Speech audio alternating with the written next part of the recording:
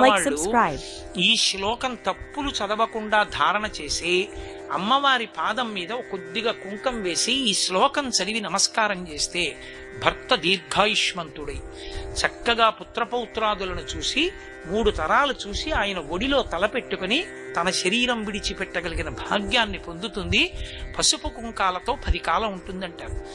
ఇది యథార్థంగా నా జీవితంలో ఒకానొక సందర్భంలో అనుభవంలోకి వచ్చింది ఒక విషయంలో. కానీ వ్యక్తిగత విషయాలు నేను సభావేదికల మీద చెప్పడం నాకు అలవాట్లేదు, అందుకని చెప్పను. అంత గొప్ప శ్లోకం. అందులో శంకరులు అంటారు,